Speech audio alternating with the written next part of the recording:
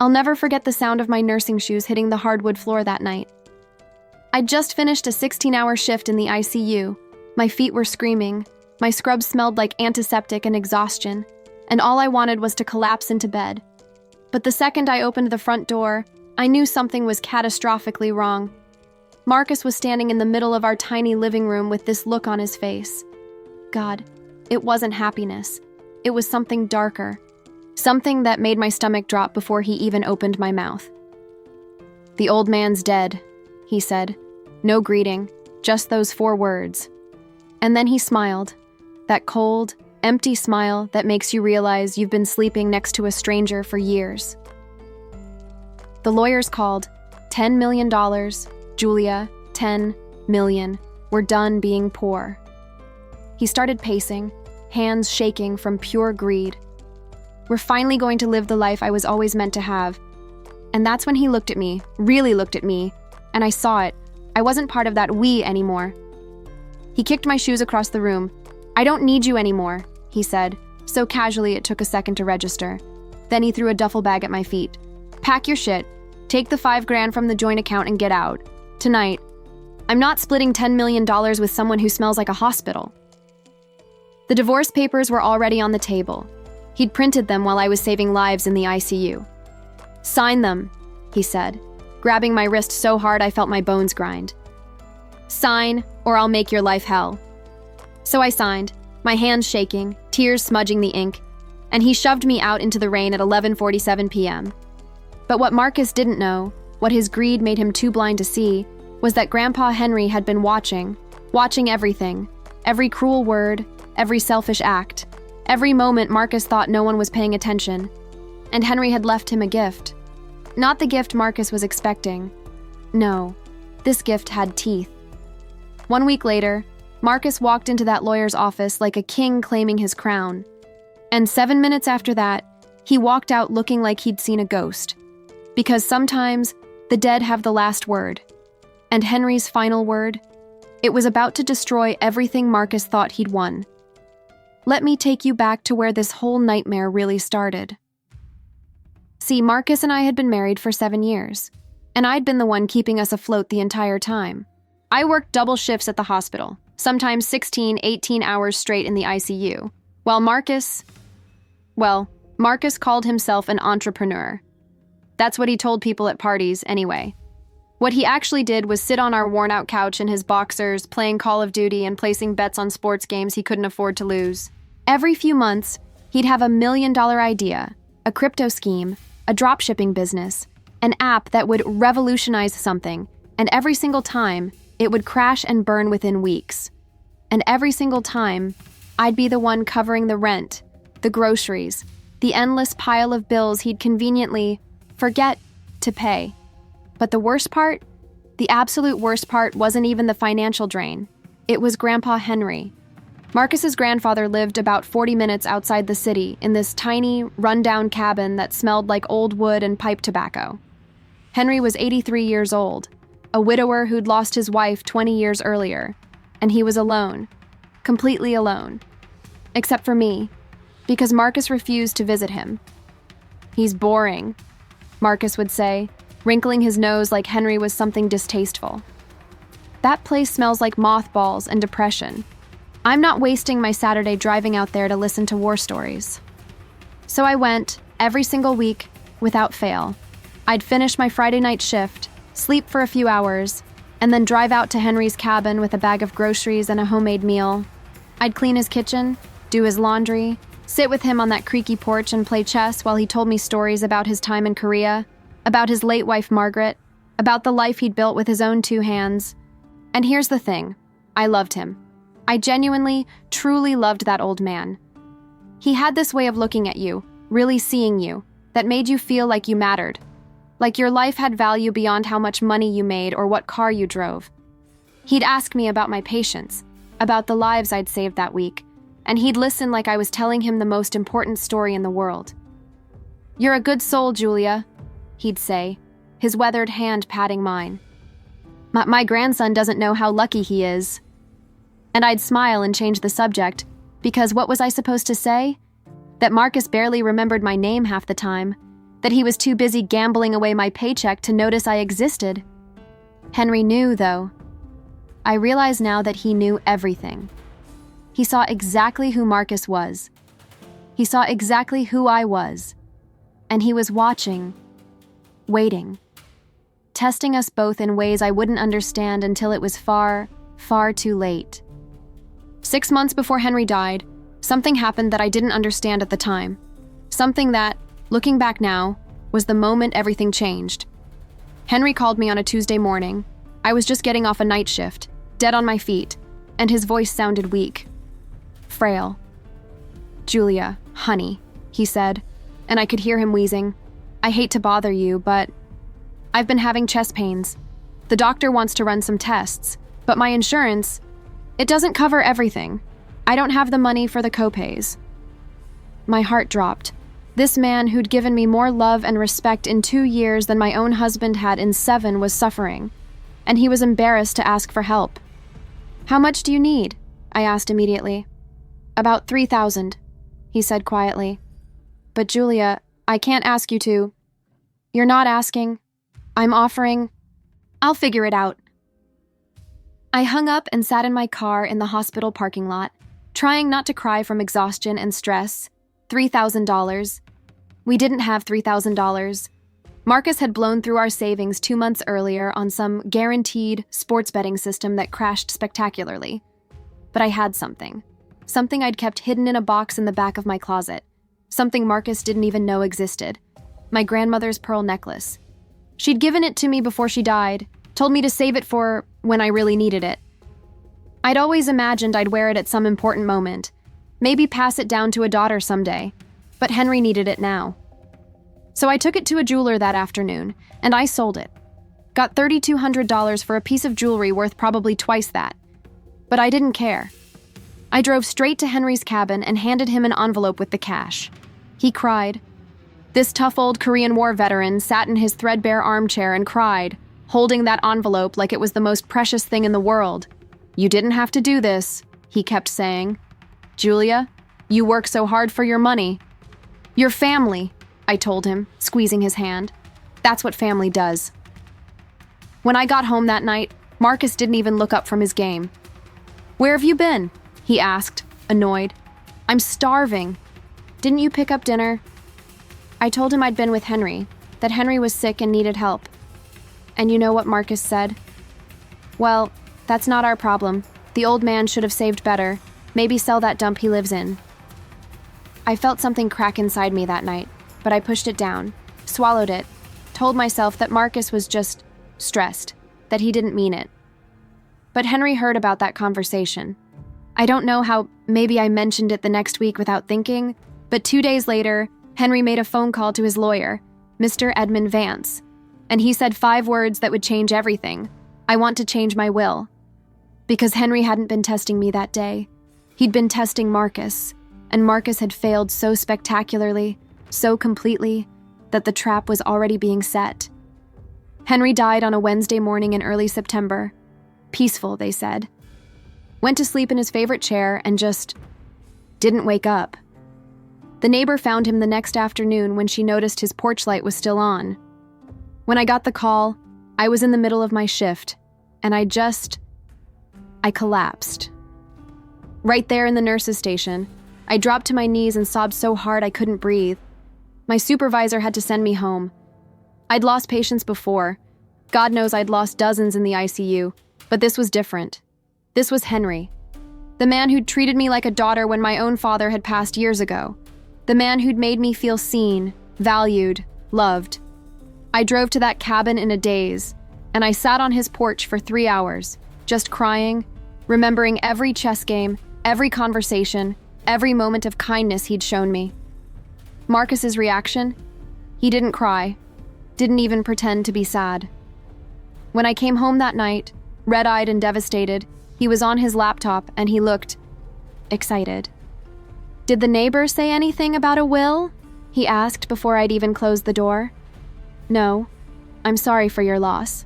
"No. Are you okay?" Just that. I stared at him, not quite believing what I was hearing. Henry just died. Marcus. Your grandfather? The man who raised you after your parents? Yeah, I know, he interrupted, waving his hand dismissively. It's sad or whatever. But he was old, Jules. It was his time. Now we need to focus on the practical stuff. When's the will reading? I felt sick. Actually nauseous. But I was too tired, too broken to fight him. I don't know, I whispered. Probably next week. Perfect, he said, and he actually smiled. This is it, babe. This is finally our moment. Our moment came faster than I expected. 3 days after the funeral, which Marcus complained about the entire time because he had to wear a suit, he found something. A letter. Tucked in one of Henry's old photo albums that Marcus was tearing through like a vulture. It was dated from 5 years earlier, an appraisal letter from a real estate company. They'd evaluated Henry's land, the 20 acres surrounding that worthless cabin Marcus always complained about. And the number at the bottom made Marcus's hands shake. $10 million. The land was worth $10 million because a developer wanted to build luxury condos on it. Henry had never sold, never even responded to the offer, but now Henry was dead, and Marcus was his only living relative, and Marcus's brain went into overdrive so fast I could practically see the dollar signs in his eyes. Within 48 hours, everything changed. Marcus started making calls to loan sharks, actual criminals who charge insane interest rates, using the guaranteed inheritance as collateral. He borrowed $30,000 and went on a spending spree that made me want to vomit. A brand new Armani suit, a Rolex watch, a leased Ferrari that cost more per month than our rent. He rented a penthouse suite at the Ritz-Carlton, just to see how it feels to live like a king. And then came Crystal, his ex-girlfriend from college, the one who dumped him years ago when he couldn't afford to take her to expensive restaurants anymore. Suddenly she was back, texting him constantly, and Marcus, my husband, wasn't even trying to hide it. He'd laugh at her messages right in front of me, and when I confronted him, he shrugged. Things are different now, Jules. I'm different now. I'm about to be a millionaire, and millionaires don't settle. The will reading was scheduled for the following Tuesday, and Marcus had 5 days to turn into a monster I didn't recognize. The night Marcus kicked me out, the night that opened this whole story, wasn't spontaneous. I know that now. He'd been planning it for days, maybe longer, working out the angles like it was some kind of business deal, because Marcus had convinced himself he was a genius. He'd been Googling divorce law obsessively, reading forums, consulting with some sketchy online lawyer who probably got his degree from a cereal box. And he'd discovered what he thought was a legal loophole that would make him rich and free in one move. If I divorce her before the inheritance is officially transferred, he'd told Crystal on the phone. Yeah, I heard that conversation through our paper-thin bedroom wall. Then it counts as property acquired after the marriage ended. She can't touch it, not a single dollar. He actually laughed, proud of himself, like he'd just solved world hunger. So that night, when I came home exhausted and grieving, he was ready. He'd already packed my bag, threw in some random clothes, didn't even bother to include my toiletries or my medications. The divorce papers were printed, highlighted, with little tabs showing where I needed to sign. He'd even called his cousin, who was a notary, to be on standby to make it official immediately. This wasn't cruelty born from rage or spontaneous hatred. This was calculated, premeditated, cold-blooded. And when I hesitated, when my brain couldn't quite process what was happening, he got mean, really mean. "You think you're gonna take half of my grandfather's money?" he hissed, his face inches from mine. "You? A nurse who can barely afford to get her nails done? You've been dead weight our entire marriage, Julia. I supported your dreams. You've never worked a day in our marriage," I finally shouted back, and that's when he grabbed my wrist. "Sign. Them on papers." His voice went quiet, deadly. "Because if you don't, I will destroy you in court. I'll say you were unfaithful. I'll say you abused me. I'll drag this out for years and make sure you spend every penny you have on lawyers. Or you can take the $5,000 in our account, sign this, and walk away clean. Your choice." I looked at him, this man I'd loved, this man I'd sacrificed for, This man I'd carried financially and emotionally for 7 years, and I didn't recognize him anymore. The Marcus I'd married was gone. Maybe he'd never existed. Maybe I'd just been too tired, too hopeful, too desperate to see what was really there. So I signed. I signed because I was scared, because I was alone, because somewhere deep down, I knew that fighting him would break me in ways I couldn't afford to be broken. He walked me to the door like he was taking out the trash, didn't even let me call a cab. "The walk will do you good," he said, and I swear to God there was a smile in his voice. "Clear your head, start thinking about your new life as a single woman." The door slammed. The rain was cold, heavier than I'd realized, and I stood there on the porch of the apartment I'd paid for, holding a bag of my life, with nowhere to go. I ended up at a Holiday Inn 6 blocks away, using the only credit card in my name that wasn't maxed out. The room smelled like bleach and sadness, and I sat on the edge of that bed until 4 a.m., staring at my wedding ring, crying so hard I thought I might shatter. I kept thinking, this is it. This is what rock bottom feels like. But I was wrong. Because in exactly 7 days, Marcus was going to learn that some falls don't have a bottom. Some falls just keep going. And the man who'd thrown away everything for money he hadn't earned was about to discover what real loss felt like. The call came on a Monday morning. I was still at that depressing Holiday Inn, trying to figure out how to put my life back together, when my phone rang with an unknown number. "Ms. Harper, this is Edmund Vance, attorney at law. I'm handling the estate of Henry Marcus Sullivan." My throat tightened at Henry's name. "I'm calling to inform you that your presence is required at the reading of the will this Tuesday at 10 a.m. It's mandatory. Ms. Harper, you must attend." I was confused. "But Marcus and I just divorced. I'm not family anymore. Are you sure you need me there?" There was a pause, and then Mr. Vance said something that made my skin prickle. "I'm very sure, Ms. Harper. In fact, I'd say your presence is the most important part of this entire proceeding. I'll see you tomorrow." And he hung up.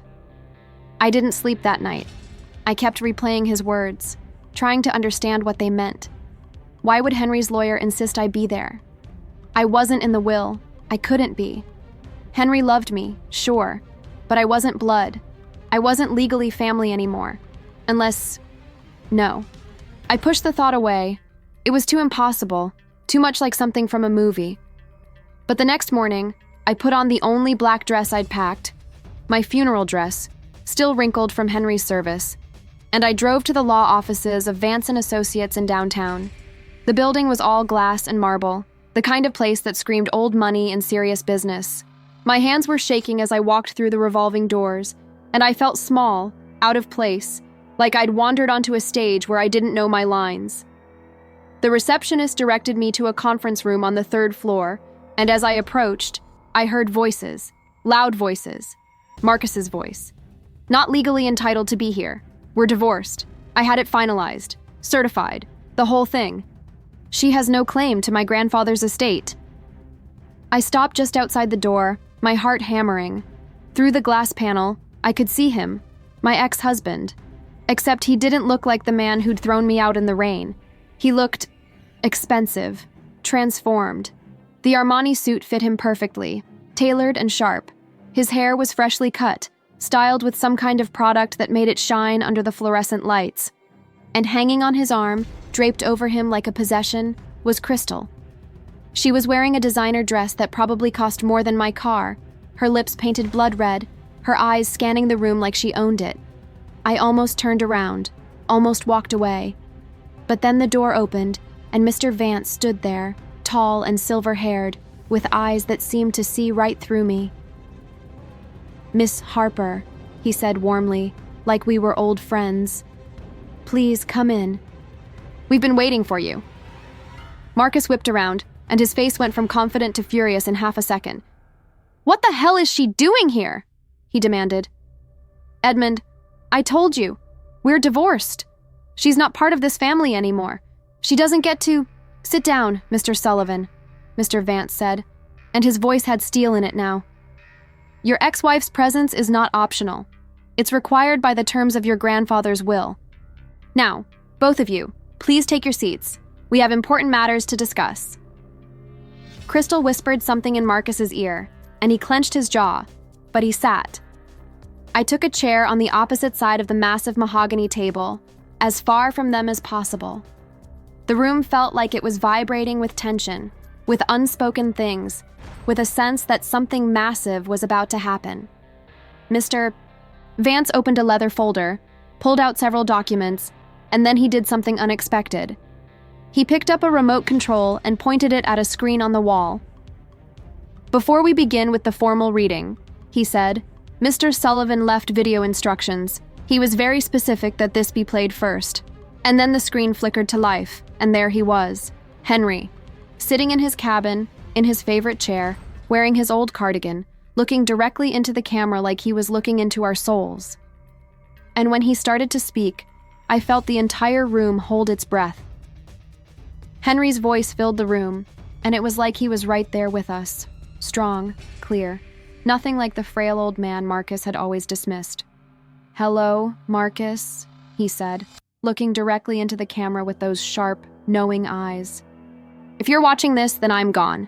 And if Julia is sitting in that room with you, and she better be Edmund, then everything has gone exactly as I predicted." Marcus leaned forward, confused. Crystal's smile faltered. I felt frozen, unable to breathe. "You see, grandson, I've known for a very long time what kind of man you are. I watched you ignore your grandfather unless you needed something. I watched you treat your wife like a servant while you sat on your ass playing video games and gambling away her hard-earned money. I watched, and I waited, and I hoped, God, I hoped that maybe you'd surprise me. That maybe, when it mattered, you'd show me I was wrong about you." The camera angle shifted slightly, like Henry had adjusted it, and his expression hardened.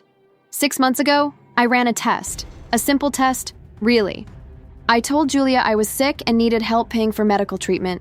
$3,000, nothing compared to what I actually have, but enough to see what would happen. And you know what Julia did? She sold her grandmother's pearl necklace, a family heirloom. She sold it without hesitation to help an old man she had no blood relation to, no legal obligation to care for. She did it because she has a good heart, because she's the kind of person who gives without expecting anything in return. I felt tears streaming down my face. I'd never told Henry what I'd sacrificed, never wanted him to feel guilty, but he'd known. Of course he'd known. "And you, Marcus." Henry's voice turned cold. "You told her it wasn't your problem. You told her I should sell my dump and stop being a burden, your own grandfather, the man who raised you after your parents died, the man who paid for your college education that you never finished. That's when I knew for certain." The video paused for a moment, and Henry took a breath, his eyes glistening. "So I made a decision, I called my lawyer, and I changed my will, because I realized something important. Money doesn't build character. It reveals it. And I needed to know, truly know, what you'd do when you thought you were about to become rich. Would you stay with Julia? Would you honor your marriage? Would you show even a shred of decency?" He leaned closer to the camera, and his next words were barely above a whisper, but they hit like thunder. "You failed, Marcus. You failed spectacularly. Edmund told me everything. How you kicked Julia out the moment you heard I was dead. How you forced her to sign divorce papers while she was grieving. How you've been spending money you don't have, making promises to women who don't love you, acting like a king when you're nothing but a fool. Well, grandson, it's time you learned what real consequences feel like." Mr. Vance paused the video. The room was dead silent. Marcus's face had gone from tan to gray, and I could see a vein pulsing in his temple. "No," he whispered. "No, no, no. Let me read the relevant portion of the will," Mr. Vance said, his voice professional but with an edge of satisfaction I couldn't miss. He adjusted his glasses and began. "I, Henry Marcus Sullivan, being of sound mind and body, do hereby leave my entire estate, including all property, land, investments, and liquid assets currently valued at approximately $10 million, to my grandson, Marcus Sullivan, provided he is married to and residing with Julia Harper at the time of this will's execution." This clause is non-negotiable and absolute. Marcus shot out of his chair. That's it. That's the condition. Well, we can fix this. Jules, baby. Mr. Vance held up his hand. I'm not finished. The lawyer's eyes moved to me, and for the first time since I'd entered that room, I saw something that looked like hope. Should Marcus Sullivan be divorced from, separated from, or no longer residing with Julia Harper at the time of this will's execution, the entire estate shall transfer immediately and irrevocably to Julia Harper. She shall have sole ownership of all assets, properties, and investments, with no legal obligation to share any portion with Marcus Sullivan or any other party. The words hung in the air like a bomb that had just detonated. Marcus stood there, frozen, his mouth opening and closing like a fish drowning in air. Crystal made a sound, something between a gasp and a shriek, and grabbed her purse. You said you were getting $10 million, she screamed at Marcus. You said we were going to travel, buy a house in Malibu, that I'd never have to work again. She looked at him with pure disgust. You're pathetic. And she stormed out, her heels clicking on the marble floor like gunshots. But I couldn't take my eyes off Marcus. He was staring at Mr. Vance, then at the frozen image of Henry on the screen, then at me. This isn't real, he said, his voice cracking. This is a joke. This is Julia. You have to understand. I wasn't thinking clearly. I was stressed. We can remarry. Right now. Today. And then? The divorce was finalized 6 days ago, Mr. Sullivan. Mr. Vance interrupted. The will's execution happens today. The timeline is clear. You are no longer married to Ms. Harper. Therefore, per your grandfather's explicit instructions. He turned to me, and I swear I saw him fighting back a smile. Ms. Harper, congratulations. You are now the sole heir to the Sullivan estate. Every asset, every property, every single dollar. It's yours. And in that moment, as Marcus collapsed back into his chair with his head in his hands, as the weight of his own greed crushed him like a vice, I finally understood. Henry hadn't just left me money. He'd left me justice. For about 10 seconds, nobody moved. Nobody breathed. The conference room felt like it existed outside of time, suspended in this impossible moment where everything Marcus thought he knew had just been shattered into a million pieces. And then he started laughing. Not happy laughter. God, no. It was this broken, hysterical sound that made the hair on the back of my neck stand up. No, he kept saying between laughs. No, no, no, this isn't happening. This is a mistake. Edmund, you made a mistake. The old man was senile. He didn't know what he was doing. We can contest this. Your grandfather was evaluated by 2 separate physicians in the month before his death. Mr. Vance said calmly, pulling out more documents. Both certified him as completely mentally competent. This will is ironclad, Mr. Sullivan. There is no contest, there is no loophole, there is nothing you can do. That's when Marcus lunged across the table, not at me, at the divorce papers in Mr. Vance's folder. He grabbed them, actually grabbed them like a wild animal, and started tearing them to pieces. It doesn't count, he shouted, shredding the paper with shaking hands. I'm canceling it. We never divorced. Julia, tell him we never divorced. I stood up slowly, my legs unsteady, but my voice was clear. We divorced, Marcus. You made sure of it. You had your cousin notarize it immediately, remember? You wanted it done fast, so I'd take your money. You said those exact words. His face crumpled, and for a second, just a second, I almost felt sorry for him. Almost. Jules, please, he whispered, and his eyes were filling with tears. Real tears. Not for me. Not for what he'd done. But for what he'd lost. We can fix this. We can get remarried today, right now. And then we'll share everything. 50-50. I'll be a better husband. I swear to God, I'll... Stop. The word came out harder than I intended, and Marcus actually flinched. Just stop, Marcus. You threw me out in the rain like garbage. You told me I wasn't good enough for your new life. You forced me to sign those papers while I was grieving the only family member who actually gave a damn about me. And now you want to fix things? Now that you realize what you've lost? I picked up my purse, my hands surprisingly steady. The answer is no. We're done. We were done the moment you chose money over everything else. Mr. Vance cleared his throat. Ms. Harper, if you'd like to stay, we have some paperwork to finalize. The transfer of assets, the deed to the property, several investment accounts that... Can we do this later? I asked. I need some air. He nodded, understanding. Of course. Take all the time you need. I'll call you tomorrow to schedule a meeting. I walked toward the door, and I was almost there when Marcus spoke again. You don't deserve this. His voice was cold now, all the begging gone, replaced by pure venom. You're nobody, Julia. You're a fucking nurse who barely graduated college. My grandfather was insane to leave you anything. That money is mine. That land is mine. And I swear to God, I will make your life hell until... That's when his phone rang. The ringtone was loud in the silent room, some obnoxious hip-hop song he'd downloaded to seem cool. He pulled it out, saw the number, and his face went even paler. Hello, he answered, and I watched as his expression shifted from anger to fear. Yeah, this is Marcus. Wait, what? No, I told you. The inheritance is coming through this week. I just need a few more. What do you mean? That's what I said last week. I'm good for it. Hello? Hello? He pulled the phone away from his ear, staring at it in disbelief. They hung up on me, he said to no one in particular. The loan sharks. They want their money, $30,000 plus interest.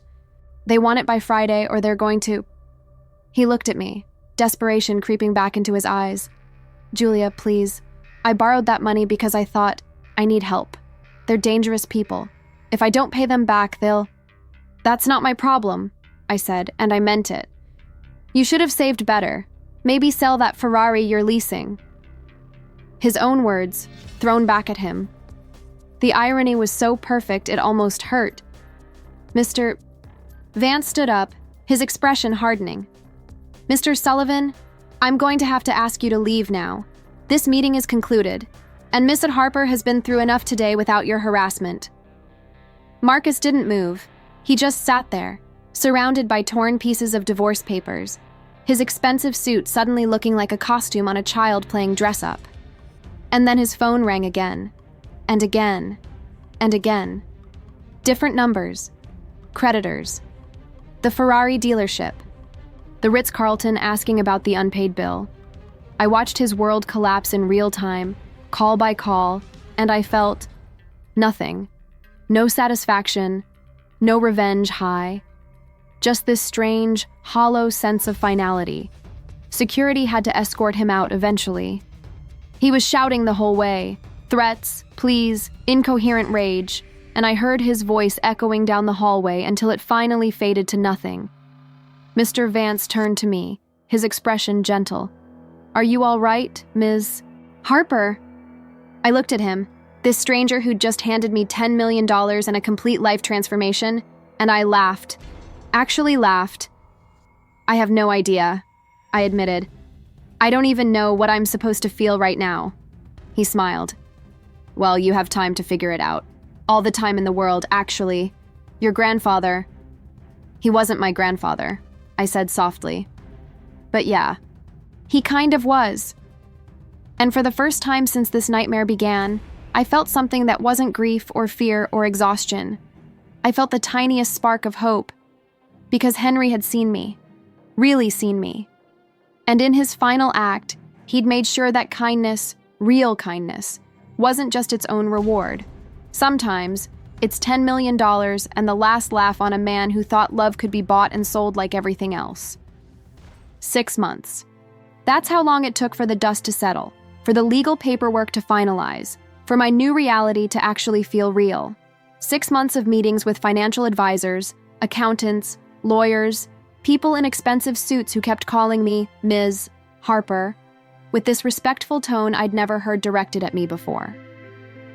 6 months of learning that I wasn't just inheriting money, I was inheriting responsibility. Henry's land, those 20 acres everyone thought were worthless, wasn't just valuable because of location. It was beautiful, untouched, the kind of place where you could still see stars at night and hear nothing but wind through the pine trees. And I made a decision in those first few weeks that I think would have made Henry proud. I wasn't selling. Not to developers, not to anyone. That land was staying exactly as it was, a refuge, a reminder that some things are worth more than money.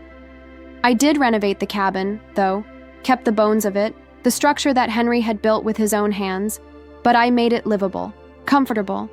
I added insulation, fixed the roof, installed heating that actually worked, but I didn't turn it into some mansion. I didn't need a mansion. I'd spent 7 years living in a cramped apartment with a man who made me feel small, and now I had space, real space, and silence, and peace. I kept Henry's chess set on the porch.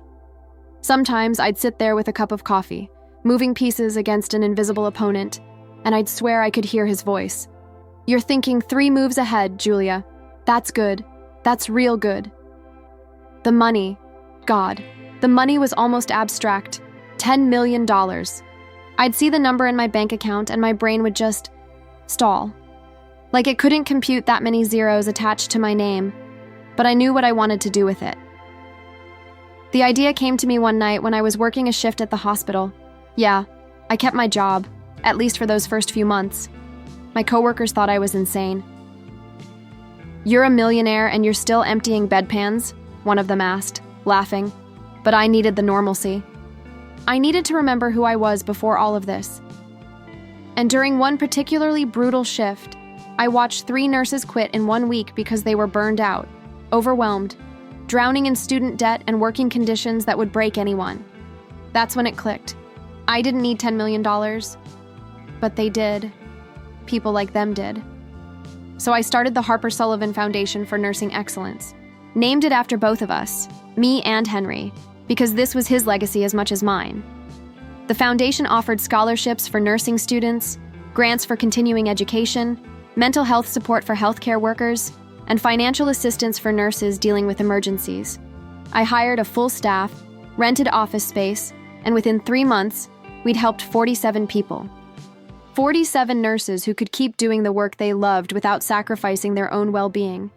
And every time I signed a check, every time I approved a grant, I thought about Marcus and his Ferrari and his designer suits, and I realized something. He'd never understand that this was what wealth actually felt like. Not the stuff you bought, the lives you changed. I kept tabs on Marcus, though. I'm not proud of it, but I couldn't help myself. Through mutual acquaintances, through social media before he deleted all his accounts, through the gossip mill that runs faster than light in our old neighborhood.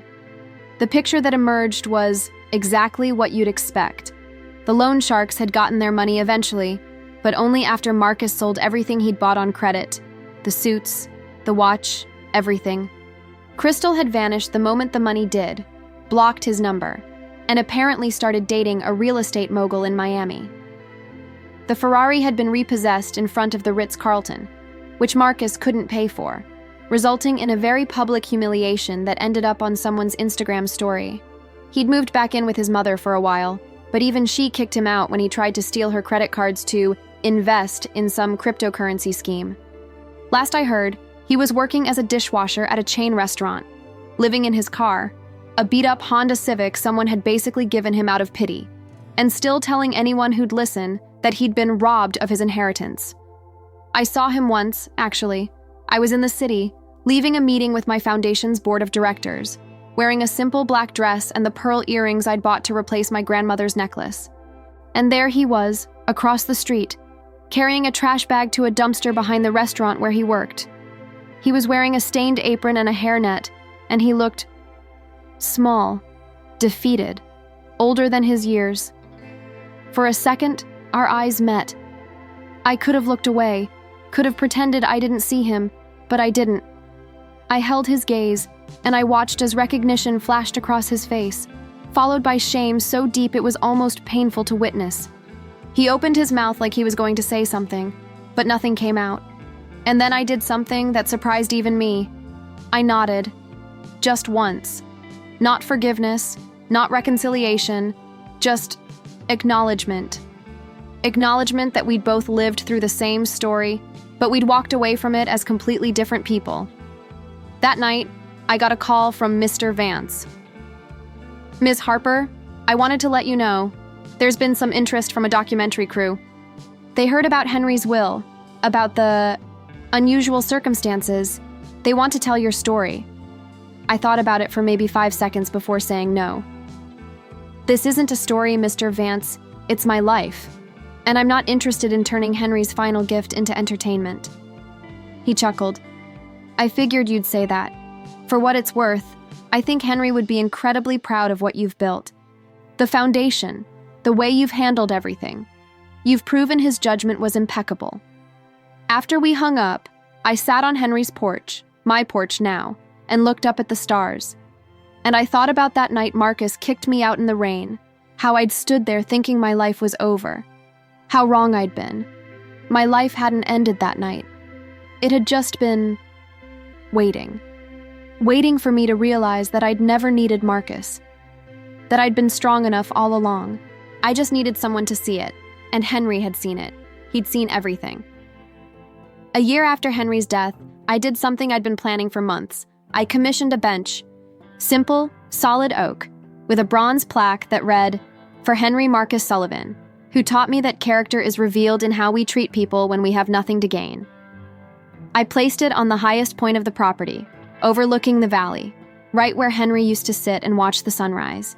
And on the anniversary of his death, I sat there with my coffee and my chess set, and I played a game against the memory of him. I lost, of course. Henry always was 3 moves ahead of everyone else. People ask me sometimes if I regret how everything happened. If I wish Marcus had been different. If I wish I'd seen the signs earlier. If I wish I'd fought harder to save our marriage before it all fell apart. And my answer is always the same: no. Because if Marcus had been a better man, I never would have found out who I really was. I never would have learned that my worth wasn't tied to someone else's opinion of me. I never would have discovered that the strongest thing you can do isn't holding on, it's knowing when to let go. Marcus thought $10 million would make him a king, but all that money did was reveal the truth he'd been hiding from himself his entire life. He was never a king. He was just a man who mistook cruelty for strength and greed for ambition. And in the end, those $10 million didn't buy him power. They bought him a lesson he'll spend the rest of his life trying to forget. As for me, I'm still a nurse. I still work shifts at the hospital sometimes, because that's who I am, and no amount of money will change that. But now I come home to a place filled with peace instead of tension. I come home to a foundation that's helped over 300 nurses in the last year. I come home to a life I built on kindness instead of compromise. And every single day, I thank Henry for seeing me when I couldn't see myself. He gave me more than an inheritance. He gave me proof that love, real, unconditional love, isn't just some fairy tale. It's the most powerful force in the world, strong enough to humble the proud, strong enough to lift up the broken, strong enough to make sure that when the final chapter is written, it's not the greedy who inherit the earth, it's the good. So yeah, Marcus got what he deserved. But more importantly, I got what I deserved too. And trust me, my inheritance was worth so much more than $10 million. It was worth everything. You know, inheriting a fortune because of one man's greed taught me something profound about human nature. But the next story I need to tell you, it's about a father who had to save his son's fortune from a different kind of predator. Imagine walking your son's fiancée down the aisle because her own father refused to come, being the better man, doing the right thing, only to have her lean in during that walk and whisper a threat so vile, so calculated, that it could destroy your entire life. She demanded $25 million, cash, or she'd accuse you of something that would send you to prison and ruin you forever. But this father, he didn't panic. He didn't pay. Instead, he used the church's sound system in the most brilliant way possible and exposed her to 300 wedding guests in real time. You have to see how this played out.